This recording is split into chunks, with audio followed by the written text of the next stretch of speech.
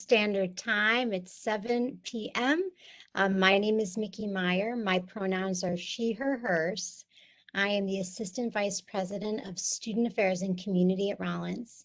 This is going on my 17th year serving and working at our institution. And we are so excited that you're here and can't wait to talk to you a little bit about what makes Rollins so special and about our academic experience. So welcome to the session tonight. Good evening, everyone. My name is Dr. Ashley Kistler, and I'm a professor in the Anthropology Department and the Latin American and Caribbean Studies program. This is my 14th year at Rollins, which is hard to believe because it has really flown by.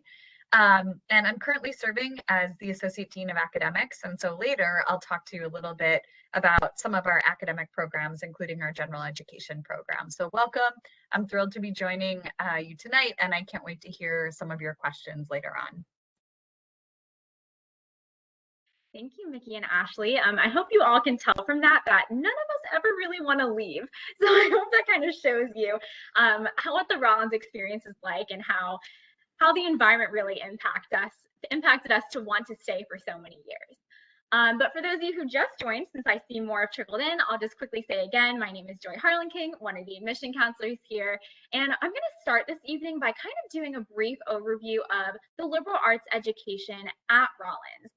So Rollins is a liberal arts school, and for those of you who might not necessarily be familiar with what that term means, basically no matter what our students decide to study, they're going to be taking these classes outside their major as well, and also engaging in many different opportunities that are overall going to form them into a very well-rounded individual. We want our graduates to feel that when they walk across that stage at graduation, they're prepared with this overall wonderful, well-rounded education with critical thinking and problem-solving skills that are going to help them with whatever field they go off into, whether it's related to their major or not, which I'm sure we'll talk a little bit about later, and how, you might major in one thing and then end up in a completely different field, and that's really okay with a liberal arts education. I also kind of want to situate us location-wise, because I know not everyone has the opportunity to visit our beautiful campus. So I think it's always great to kind of have a knowledge base of just where we are. And the location of Rollins is really central to our education, honestly. So we are in Winter Park, Florida, which is a little suburb outside of Orlando. So Orlando is a really up and coming city, and we're in this quaint little college-like town. In fact, about our history, we were founded in 1885, which makes us the oldest college in Florida. And so a little bit more about our history is that there were a few people who were from up north that wanted to create a kind of northern feeling in the South, because the weather in Florida is a lot better than up north. Not that I'm biased or anything. So they wanted to create this environment in the South that really feels like the New England kind of college town environment. And so that's how Rollins was really founded. And so right across the street from our campus is this beautiful shopping and restaurant street called Park Avenue, or Park Ave, which is kind of our main extension of campus for our students to really experience shops and restaurants and little movie nights there, and a farmer's market every Saturday. So it's a very quaint little town. But then what's great about our location is it's so dynamic, and you really get that city experience only 15-20 minutes away in that downtown part of Orlando. So, students can go catch an Orlando Magic basketball game at our Amway Arena, or go to one of our traveling Broadway shows at the Dr. Phillips Performing Arts Center. So they have all these experiences really close by that are really going to create them into that well-rounded student, as we're going to continuously mention tonight. So I hope that gives you an idea just about our location, and I do hope one day you will be able to come visit. I'm now going to pass it over to Micki Meyer, who will now elaborate more on liberal arts at Rollins, specifically with our messaging called Gateway. After her, we'll have Ashley talk more about the academic experience at Rollins, and then we'll end off with a Q&A. So if you notice in the bottom right of your screen, there is a little Q&A box where you can type your questions throughout this. So as we're speaking, feel free to be adding those questions in, and then we'll go ahead and answer them after we kind of all talk and present. So with that being said, I'll pass it over to Micki again to take it away. Thank you, Joy. And there is nobody I love more on campus than Dr. Kistler. And every time we get to come together to meet potential students, we just become so inspired, and enlivened, because this is a really incredible and special time. It's a special time for all of you. And I just want to say thank you for joining. I want to take a minute to, really to recognize and honor all of you during these complicated moments as you're thinking about college. In the middle of so much complexity and challenge that might be happening in your community, in your school, you've overcome so much, and your generation really is the generation that's going to lead and inherit so much of our global realities. And that's why a liberal arts education has never, ever been more important than before. So tonight, I recognize and honor all of you. I want to especially take a minute to recognize and honor those who are joining us from diverse racial, cultural, religious, and underrepresented identities and journeys. Any of you who may be the first in your family to explore and think about college, and any of you that may have family or parents or aunts or uncles or friends who attended Rollins. So for some of you, this is like a little bit of a homecoming. So just to tell you a little bit about what's happening around us. Well, right now it's a cool 82 degrees, but there's definitely a bit of wind and fall in the air. As Joy talked about, some of us are from the Northeast, including me. I grew up in upstate New York and Buffalo, and the same with Dr. Kistler. Came down to Florida 20 years ago. I love the Northeast, but there was something so special about moving and going to school in the South and, and being in Florida. So what would you see if you were on campus right now? Well, I'm looking out my window and I see our Olin Library where there's students outside studying and reading and chatting. When I look out my front window here, I see Mills Lawn, which is the big lawn in the center of campus.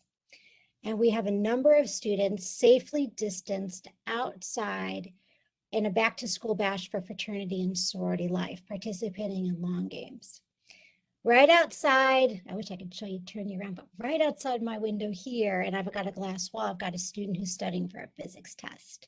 And when I was walking into my building, this building tonight, I passed a bunch of students that were sitting down in our design lab thinking about concepts that they're putting to what's called Ideas for Good, which is a pitch competition where students are able to kind of ideate and create solutions in businesses that can solve global and social issues.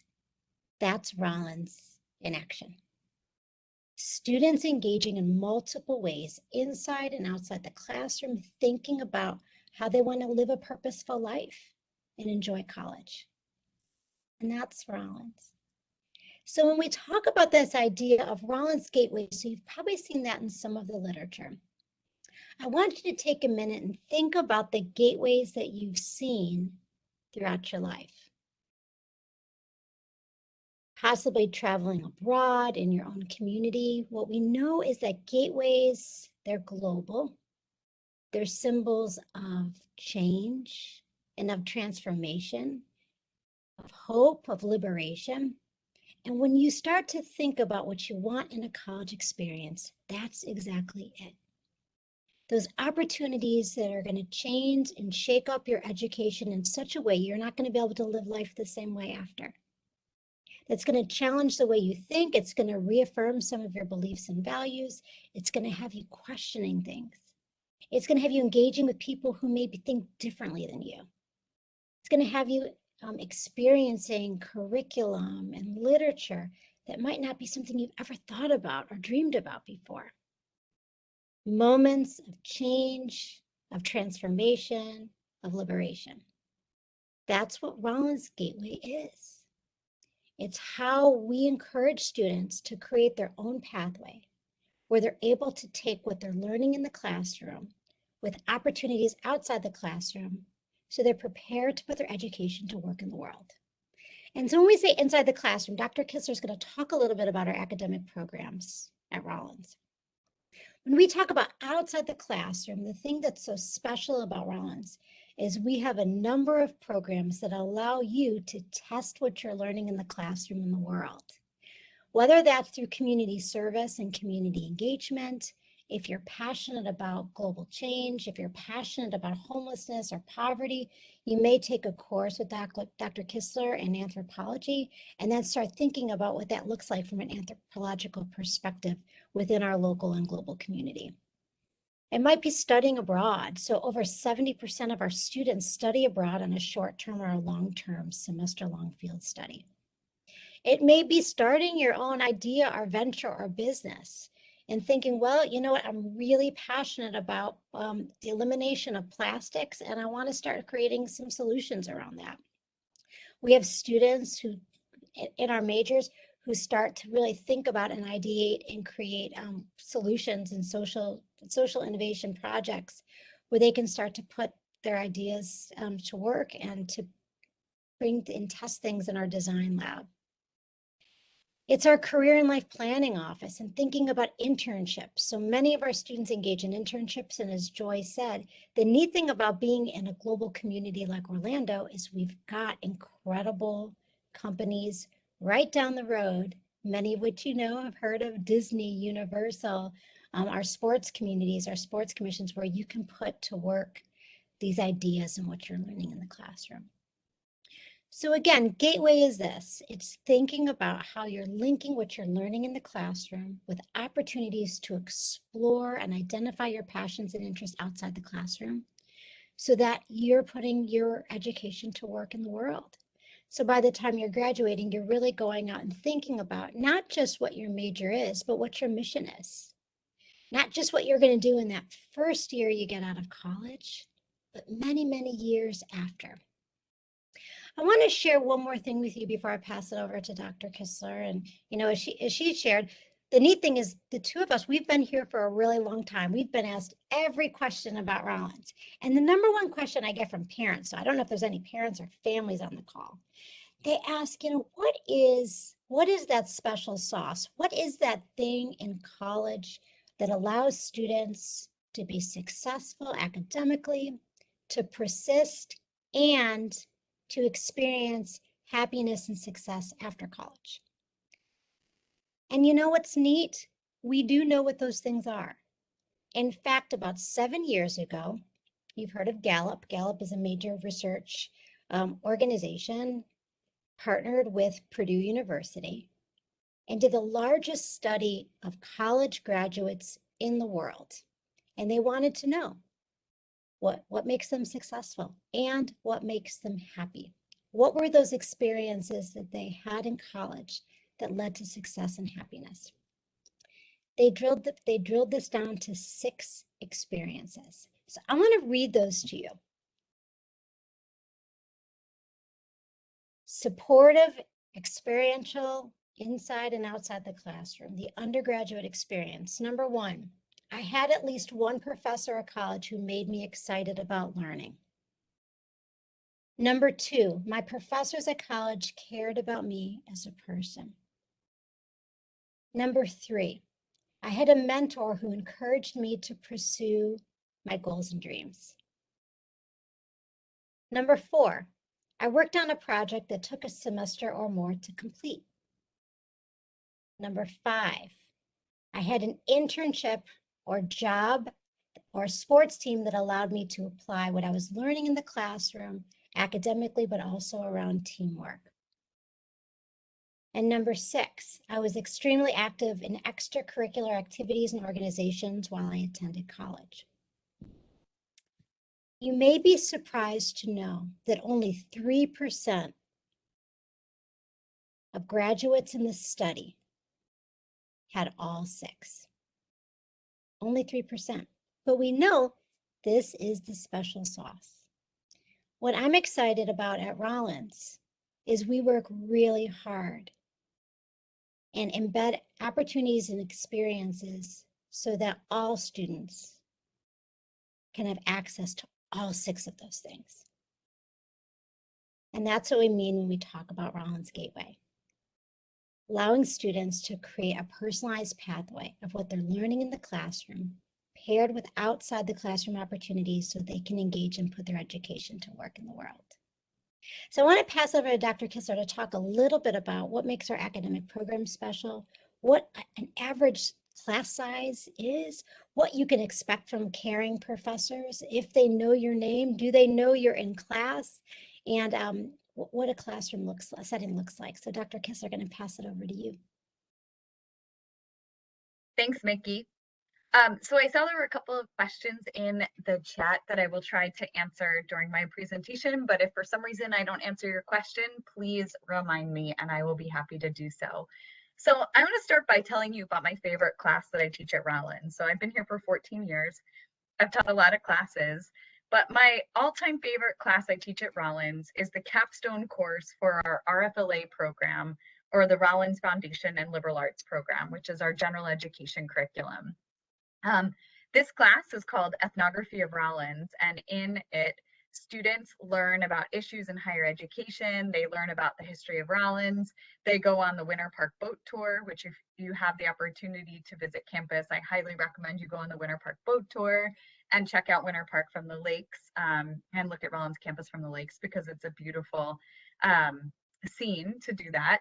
And then after students spend the semester doing, or the first half of the semester doing that, they actually take a deep dive into one pressing cultural issue on Rollins campus. And that can be anything from the experience of commuter students at Rollins, to the experience of international students, to issues of socioeconomic class on our campus, to what it's like to be in Greek life. And they spend the entire second half of the semester doing a research project on that topic, doing firsthand interviews, working with me every week on developing their research questions, writing their project up. And then at the end of the semester, they present what they learned about Rollins, not only to the campus community in a big event that we have called the Foundation Summit, where all students, concluding the general education program, present their work, but they also present their recommendations to the president of the college and the president's cabinet. And they have an opportunity to help make change on our campus by teaching the president and the president's cabinet about what they learned about Rollins. This is my favorite experience because it's not only the capstone for our general education program, but because I think it sort of exemplifies many of the things that Micki was just talking about with Gateway. And it also shows what I think is unique about Rollins from a professor standpoint, that I get to spend the whole semester working one-on-one with students on research projects that they chose and they're passionate about, and then that also have the impact to bring change to our campus community. So let me tell you a little bit about our academic programs. So I just mentioned RFLA, which is our Rollins Foundation in the Liberal Arts program. That is our general education curriculum at Rollins, where students take 10 classes over the course of the semester, course of their 4 years, some of which are competency courses in ethics, writing, foreign language, and math. And others are the freshman seminar, or RCC class, that you'll take in your first semester.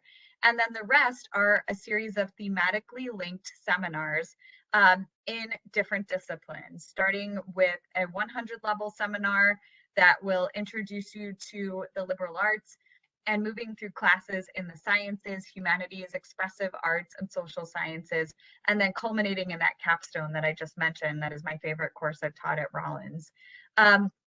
Through this, we hope to educate students broadly on a number of different fields, all the ones I just mentioned, in addition to the deep education that students get through their majors. So you learn a little bit about a lot of different fields, and then you learn a lot about one particular field, your major. We call this a T-shaped education, where you learn a little bit about a lot of things, and then you learn a lot about one particular field.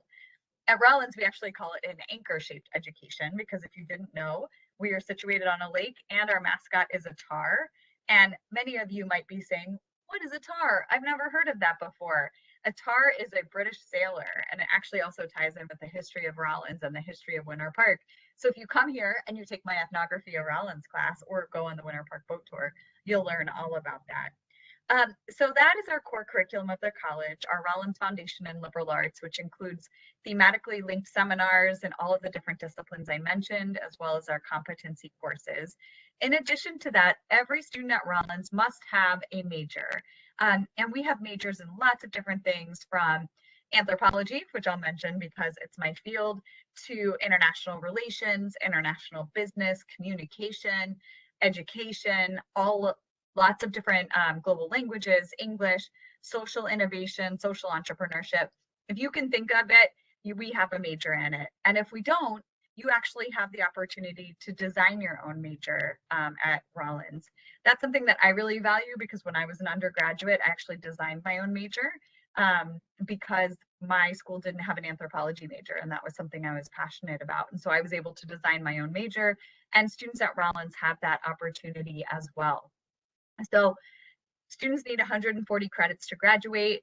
They get between 40 and 48 credits through general education, depending on what language level students come in at, because we do require intermediate proficiency in foreign language for graduation. And then students also have the rest of the time to do their major. Now, most majors are under 60 credits. So that actually means if you add up the general education, 40-ish credits and 60-ish credits from your major, you've got 40 credits to play with during the rest of your time at Rollins. And you can use that for a second major. That was one of the questions in the chat. Many, many, many students at Rollins double major into related or unrelated fields. And even more students at Rollins major and minor in something else.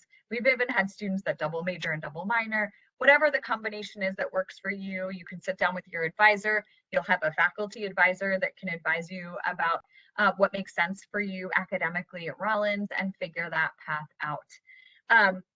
We also do require 16 elective credits, which is roughly 4 elective classes. And we encourage you to take something totally different, something that you never had an opportunity to take in school. Whether it's astronomy, we have an intro to astronomy class, to a class on film, to a class in a language that you always wanted to study but never had a chance to study before. We encourage you to take that because we view that all as a part of the liberal arts experience, that you learn not only about your major, but about lots of different kinds of fields. You might be asking yourself why, right? Why not just focus on my major? I know I want to be a chemist, so why do I have to take anthropology? Why do I have to study history? Why do I need to speak Spanish? Well, employers, and we have collected a lot of research over the years from different employers and what they want. Employers want people that can think holistically about real world problems, the global realities that Micki mentioned.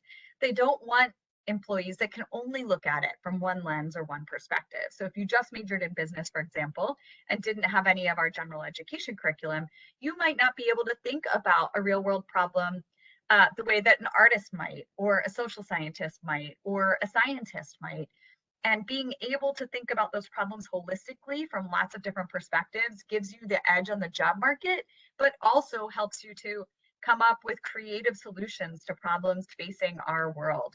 And so that holistic education is something that really sets Rollins apart, but is also something that employers want, along with the ability to write proficiently, to speak proficiently, to do problem solving, work in groups, be involved in teamwork, all of the kinds of things that you'll get through your Rollins education because of our small class sizes. Now, the average class at Rollins has somewhere between 15 and 24 students. The largest class you would ever have at Rollins would be 30 students. Most of our classes are probably around 20 students. And so that means your professors know you, they know your name, they know if you're there, they know what's going on with you outside of the classroom. They might know your pet's name, they might know your sibling's name, they know everything about you that you want to share with them. When a student misses my class, I reach out to them via email and ask them if they're okay, what they need, how I can help them get caught up for class. And that is why I think we do an exceptional job of setting students up for doing things like critical thinking, being proficient in speaking, being proficient in writing, because we give you personal attention, right? You're not just turning in a multiple choice exam for our classes. We're working with you on improving your writing, on improving your presentations, on making sure that you're prepared for life after Rollins. And I will say that relationship doesn't end when you graduate. I'm still in regular contact with students that graduated 10 plus years ago, right? I've been invited to my students' weddings, right? They let me know when they're having a baby. These relationships extend for many, many years, right? And one of my absolute favorite things to do is to catch up with students who have graduated. Like last week, the highlight of my week was WebExing with a student who graduated last year and learning about what she's been doing since she graduated. So those relationships are really important. And I think what set academics apart at Rollins, in addition to the quality of our classes, is the close relationship that you'll have with your faculty and the fact that they'll be there not only to advise you, but to help you on whatever you want to work on academically. So let me tell you about the typical class. If you watch a television show or you watch a movie about a college, you always see a big lecture hall with a professor on a stage talking to a big group of students who are just furiously taking notes but don't really say anything. If that's what you're looking for in college, don't come to Rollins, right? Because that's not how our classes are. Our classes are small, intimate classes where most of the time you'll be around a seminar table or in pods, like learning pods of chairs around groups of tables. Our classes are discussion based, where the professor will rarely lecture like we're doing right now. Like what we're doing right now would not happen in a Rollins class. They're discussion based. There's a lot of group work. There's a lot of interaction in the classroom. One of my favorite things is to learn something in the classroom and then go out in the community and work on that issue, or to take my students to see the things we're learning about in action in the classroom. So our classes are very interactive. They're not lecture driven, and that big like lecture hall with a professor on a stage is not really a part of the Rollins experience. Now you might be wondering, well, what is Rollins like during COVID? That sounds great, but like, how is that playing out right now? Well, I'm really happy to say that this year we're back to fully face-to-face learning. Last year we had a sort of mix where some classes were face-to-face, some were online, some were both in person and online. But this year we're back to fully face-to-face learning. All of our students are required to wear masks, and we wear masks, and our classrooms are safely distanced. But it looks and feels like Rollins again. All of the things I just described that we do with our students to make the classroom experience unique are a part of the learning experience this fall. And so all of those things we've been able to figure out how to do safely during the pandemic. So in terms of the question about navigating options to prepare me for career or grad school, that's also an important thing that we do academically at Rollins. So in addition to the Center for Career and Life Planning that Micki mentioned, this is something that most majors and most professors work on as well. Almost every major has built career content into their senior capstone class or their other courses. So you'll leave with a resume, having practiced writing a cover letter, doing a job interview, mock job interview. All of those things are a part of what we do. And if you don't get it for some reason in your classes, your advisor will be there to help you, right? I can't tell you how many times I've proofed somebody's resume or practiced an interview with them or helped them to search for jobs, right? That's all a part of what we do. So if you're thinking you might want to go to med school or you might want to work in science labs, the good news for you is that we actually have a dedicated pre-health advisor that can help you think through with a science major, what are your options? In addition to your faculty advisor that you will have to oversee your major, we have a dedicated pre-health advisor that will help you figure out, is grad school right? Is med school right? Is there some other way that you can go into a health-related or science-related field without having to do those 15 years of schooling? We also have a dedicated business advisor as well, and we have a dedicated fellowships advisor. So we have someone that can help you think about, do you want to do a Fulbright after you graduate? Have you always dreamed about applying for the Rhodes Scholarship or any of these other prestigious scholarships after graduation? We have someone that can help you navigate those options too. So I'm going to stop talking because I'm sure you have lots of questions, and I would love to hear from you so we can make this a little bit more like what a real Rollins class would be like. Can I offer just a couple really quick things too? So, looking at Rollins, but also just in your college search, there's a couple things that Dr. Kistler said that just made me, you can be really astute consumers of looking at college if you ask these questions. So Dr. Kistler talked about the relationship between faculty and students. When you're on college visits, ask about the relationship between faculty and students. So when we go back to that big six, we know that two of those things talk about the relationship between faculty and students. The other question that you can ask admission counselors or tour guides is ask them why faculty decided to go to that institution. So at Rollins, there's 3 reasons why faculty decide to come to Rollins to work.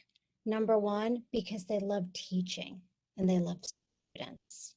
Number 2, because they love their scholarship and research. And number 3, because they love service to the institution. So at other schools, you may not see that. You may see that faculty choose that institution because they can just promote their scholarship agenda. They're not really interested in teaching. They might hire some TAs to teach their classes. At Rollins, you will not have a TA teaching your classes. You'll have a faculty member teaching every single class. And as Dr. Kistler said, she's talking about this idea of advisors. So your faculty advisor is really somebody to advise you throughout your academic process, but also advise you to thinking about things even broader than that. Where at many institutions, you may meet with your faculty advisor once a semester. At Rollins, when you're a first-year student, you actually meet with your academic advisor 3 times a week. 3 times a week, because your faculty advisor teaches our first-year seminar class, which is called the Rollins College Conference. So truly, you get to know your faculty members as mentors, as champions, as people who care about your well-being. And that is something that makes a place like Rollins really special when thinking about how you want to engage your years in college. So I just wanted to share some of those things. I know there's a lot of questions coming through. Joy, do you want to kind of elevate some of these questions that are coming through? Yes, absolutely. We have so many amazing questions. Thank you so much to everyone typing them in the chat, and keep them coming. We love these questions. I did see that Lauren asked, how often do students switch majors? Do either of you kind of want to address how common that is to change your major at Rollins? Yeah, I can address that. So it is extremely common for students to change their majors, not just at Rollins, but nationally. We know that like 80% of college students change their major 1 time, and the average college student changes their majors 3 times at Rollins. I mean, not at Rollins, nationally. At Rollins, I would say many students change their major once or twice. It's not that common to change it like 3 times, like the national trend.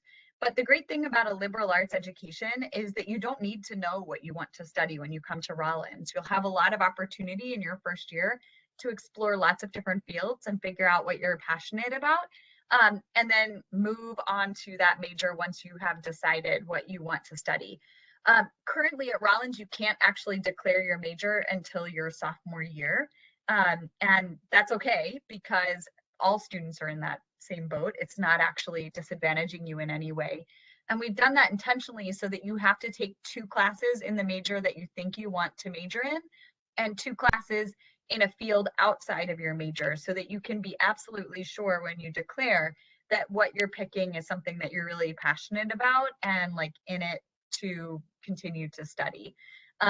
So lots of students change their major. It's very normal. We encourage you to do that. We want you to study something that you're really passionate about, because studies show that most people do not actually work in a field related to their college major. Something like 70% of people do not work in a field related to their college major.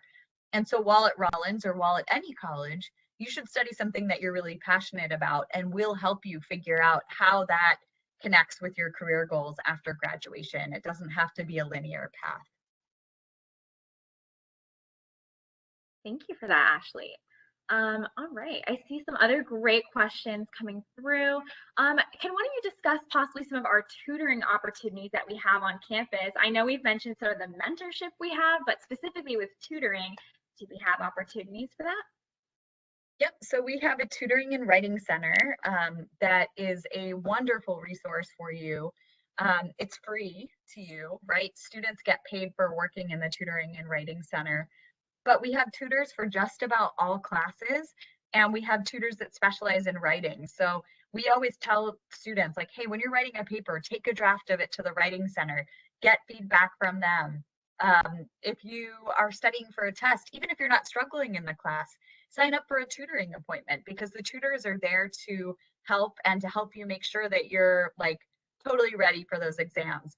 the thing that I think is a real testament to the strength of our tutoring and writing center is the tutors and writing consultants themselves use the tutoring and writing services, right? So when they have a paper or when they're studying for an exam, they go to use those services as well, because it's something that really is open and accessible to all and really helpful. There was a question for me that I'm just going to answer because I started to type a response, but it won't allow me to send it. But the RFLA capstone I mentioned is just my class that I offer for the RFLA program. There are many different options for that capstone experience for the RFLA program, but all of them are interdisciplinary and project-based, and all students have an opportunity to present their work to the campus community at the Foundation Summit, which we hold at the end of every semester. I think Joy is having some technical issues. So Dr. Kistler, if there's a lot that I think you can answer. Can you just start lifting some up and answering? Yeah, so I'll echo Joy's question that classes are not difficult to get into. We do have wait lists, right? There's some majors that are more in demand than others. So it might mean that as a first year student, you won't get to take that upper level business class that you're interested in. You might have to wait till you're a junior or a senior. But we work really closely with you to make sure you get the classes you need. And we have the graduate in 4 promise right now to make sure that every student can graduate in 4 years, and that not being able to get in a class won't delay your graduation. Regarding the 3-2 program and test scores, I don't believe you can apply again during your freshman year, but you will have opportunities to apply again throughout your time at Rollins for the 3-2 program. So like whether you're accepted or not, while over the summer, like before you start at Rollins, I mean, over the year before you start at Rollins, you'll be able to apply again and work closely with our business advisor, who also oversees the 3-2 program, Dr. Trace Locke. Get connected with him right away when you start at Rollins, and he'll help you to get on track for applying for the 3-2 program when it's right for you. Okay, looks like I'm back. I apologize for that. Looks like my computer issues. I really liked Lauren's question about how you would describe the environment and interactions at Rollins. How would you two describe it in your own words? You want me to go first? Sure. I would describe the environment at Rollins as family, right? We all really love each other and support one another, but it doesn't mean it's always smooth sailing, right? Like any family, there may be some bumps in the road, but we figure it out together and make sure that we are there to help one another. And that's, I think, why I stayed at Rollins for so long, 14 years, because it feels like a family, right? I can't tell you how exciting it is to be back in the classroom with students this fall, having everyone back on campus. It is like the most energizing and amazing experience to be all back together, because I think we value each other's company so much. Yeah, I was going to say family or village. Of people coming here from all different journeys, experiences, walks of life. I see Eduardo's question about, do we have a diverse student body? And the answer is, yeah, there's incredible diversity at Rollins, over 30% of our students, 260 international students. We have students who identify in many different ways, culturally, racially, religiously, and we have programs that support students from underrepresented identities, including our Center for Inclusion and Campus Involvement. And lots of clubs and organizations. For instance, this afternoon at noon, we celebrated the kickoff of Hispanic Heritage Month, and we had a panel of Hispanic alum talk about their work and their career as Latino and Latina men and women in the work world. And so that's something that's really important to our campus community, and I do see it as family as well. Couple other things. Yes, we have sororities on our campus. About 38% of our students are involved in fraternity and sorority life. We do not have football unless you want to bring your football and throw it around Mills Lawn and with your friends. But we have students that go to UCF games. University of Central Florida is close by us, or they'll go to different games. And we are in Florida, and football is really important. So Rollins doesn't have football, but we're a Division II athletic institution. We have a number of different men's and women's sports: soccer, lacrosse, swimming, tennis, golf, sailing. gosh, I mean, basketball. So a lot of our students love to watch and participate in sports, and about a third of our students participate in intercollegiate athletics at the Division II level here, which is important. All right, I see some other questions about study abroad. I see quite a few questions about study abroad. I can also share a little bit about my experience since I was a student and I was able to study abroad twice. So some students will go for just a semester if they choose to. Some can go for just the summer. Some can go for even a full year if they want. It's really up to you on if and how you build that into your schedule. I know either Ashley or Micki mentioned that 77% of our students study abroad during their time at Rollins, so a huge number when the national average is closer to 20 to 25%. So we really encourage our students to go abroad. What's great is any financial aid or scholarship you're receiving to be on our campus would actually follow you abroad to any of our affiliated 60 plus programs all over the world. I know someone specifically asked about different countries, so I'll just name a few. We have programs in England, France, Morocco. We have programs in, I went to Spain for a summer. So really all around the world, Australia. And what's great is some of our students actually have built-in internship components in that study abroad experience. So you could actually be taking classes in another country and doing an internship experience. I know someone else asked something about having the credits transfer over, and if it is an affiliated program that we have at Rollins or one of our offices has helped you find a program abroad, you can absolutely transfer those credits in to our institution super easily. And then same with the internship credit, you can absolutely bring that credit back with you when you get back to Rollins. So I hope that answered your question about study abroad. Joy, I can answer a couple of social questions because I see these popping up. So Please, lunch absolutely. plans at Rollins, there's multiple places to eat on campus. And, lunch is pretty organic. You might make plans to meet with friends. You might meet with a professor. The lunch, you can eat on campus at any time. If you live on campus or if you're a commuter student. So we've got Skillman Dining Hall, which is kind of like a scratch kitchen. All the food is made to order. Our new Lakeside Residential Hall has what's called the Fox Den, where again, it's like a scratch kitchen where you can get food made to order, or there's like a refrigeration section where you can grab sushi or grab salads. There's a convenience store. At our Bush Science Center, we have grab and go options. And really eating, you can eat outside, inside, grab a group of people. You can sit with people. You could just say, hey, can I sit with you? I'm looking for someone to sit with. We have over 100 clubs and organizations on campus, and where at some schools you might have to wait till your sophomore or junior year to join a club, you can join a club your very first day on our campus. We've got something called the Involvement Fair that happens the second week of campus, where all of our clubs and organizations share the opportunities to get involved. So everything from our radio station to our environmental club, which is called Eco Rollins, to esports and gaming. So if there's any gamers on the line, we've got a really vibrant esports program, to academic clubs and organizations, to our cultural clubs and organizations like the Black Student Union, to community service clubs and organizations. So student government is also very popular, and a lot of students are engaged with student government, which is really awesome. So is it hard to make friends? I think COVID has thrown all of us for a loop, even some of us old people on the line. Social engagement, it is changing. And everything feels a little bit more awkward. So I just want to recognize and own that. But the thing that's really great about Rollins is, as Dr. Kistler talked about, we're a family, we're a small community. And your inside and outside the classroom experiences are really important. So we work really hard to embed opportunities for you to get to know one another. All of our first year students are linked up with somebody who's called a peer mentor, who's an upperclassman student who can show you the ropes on campus and make sure that you're connected. If you live on campus, we have a resident assistant called an RA. So helping you define community, engage, and connect is really important.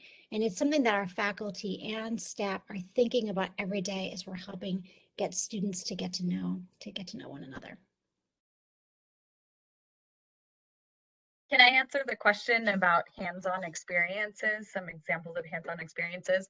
So we have lots of labs on campus. That's one area that comes to mind when I think about hands-on experiences, from labs in our Bush Science Center, where you can work on researching cells or researching fish. We even, I think, have a rat lab over there, a light lab, right? Lasers and things of that nature. But I also think about like over here in the anthropology department where my office is, we have an archaeology lab where we have lots of artifacts that we analyze in class. You can hold them, you can see them. We have skeletons and casts of skeletons. In my own classes, some examples of hands-on experiences is concept mapping, where I'll take in like whiteboards and have students draw maps of how the different things we're talking about in class relate. Or we'll go to the Cornell Fine Arts Museum and look at art that aligns exactly with the material we're talking about in class. So if we talk about immigration in my Latin American and Caribbean culture class, we go and look at pieces in the Cornell Fine Arts Museum, now called the Rollins Museum of Art, actually. And we look at their collection, works that they have that align with immigration.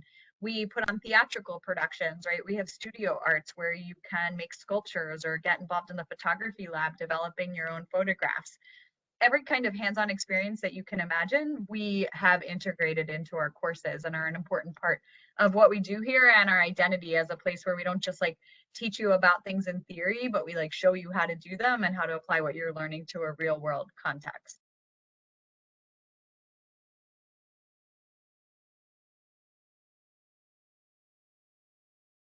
All right. I see some questions actually specifically about what it would be like to be a transfer student coming into Rollins and how they should be preparing for that experience. So for our students who might be transferring in, do any of you have, or do either of you have advice possibly on what to be thinking about with that experience? Yeah, I can answer that. So before you would even get to Rollins, you would have close communication with someone in the registrar's office who would help you figure out what credits you're bringing in and how they align with what you're planning on studying at Rollins. But once you get here, you would go through orientation just like any other student who was coming to Rollins for the first time. And that orientation is several days long. You learn about the resources on campus. You learn the other cohorts, other students in your cohort. And then in addition to that, currently we have an RCC class, a transition seminar that you would take throughout your first semester with the students in your cohort, and you would actually have peer mentors assigned to you that would help you learn the ropes at Rollins, as well as a faculty member that what you would meet with every week to talk about like your transition to Rollins, in addition to your academic advisor. So we have a lot of support systems in place for transfer students. We get about Joy would know better than me, but somewhere around like 80 to 100 transfer students a year. So you would not be alone in that. And we definitely try to build that experience so that you have a network of people who are like you coming to Rollins that will help support you throughout your transition. Thanks for that, Ashley. I'm going to keep trying to type some questions in the chat, but I did want to pose a question to both of you on your why Rollins story. I think stories are really central to our learning experiences at Rollins, and so I'd love to hear from both of you just what made you choose Rollins and have had you stay for this long period of time that we've all been here.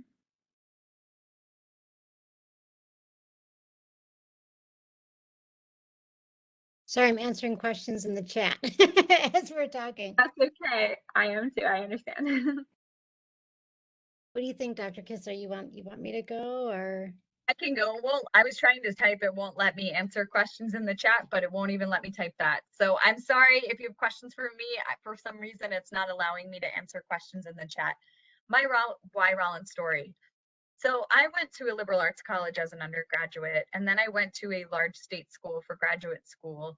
And it was immediately apparent to me that the kind of environment I wanted to teach in was not the large state school. I didn't enjoy being a student at a large state school. I taught a lot of classes while I was there, and I didn't enjoy teaching them because I had between 150 and 400 people in a single class. I didn't know their names. I didn't know anything about them. I couldn't even really evaluate their writing because with 400 people, all you can really do is a Scantron exam. So I really, when I looked for an institution to work for after I got my PhD, I wanted to be at a liberal arts college with small classes where I could have that close personal relationship with students that I had when I was a student many years ago. Why did I stay at Rollins? Well, all of the things that I value in the way that I teach my classes are a part of the culture at Rollins. Doing community engagement, taking students out in the community to work on a real world social problem, something I was really passionate about, something that we are nationally recognized for at Rollins, something that I've done in probably half of the classes I've taught here. That's kept me here.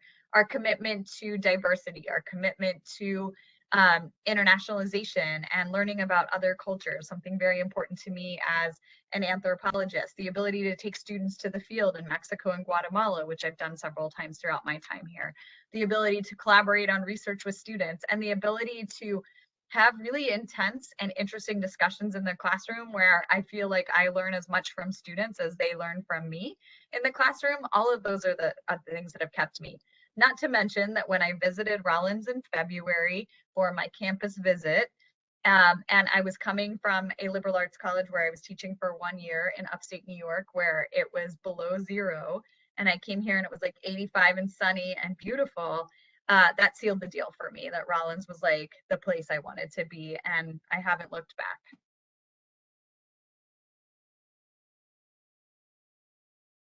So my Rollins story, there's a quote by Fred Buechner that says, when you connect your deepest passions with the world's greatest needs, you have found your purpose. And one of the things that's so neat about the seat I get to sit in Student Affairs, and specifically working and thinking about community every day, is I watch students have aha moments every single day, where they're able to engage in the community, as Dr. Kistler talked about. They're reading things and then seeing them in real life and seeing them play out in a 21st century global city that's 3 miles from our campus, where they can run over to Bush and participate, in a research project in physics, but then go to the theater and engage in a performance. So there was a question about double majoring. I mean, I can't tell you how many students we have that double major in science and in the expressive arts, because there's that dual connection that draws students to science and to the expressive arts.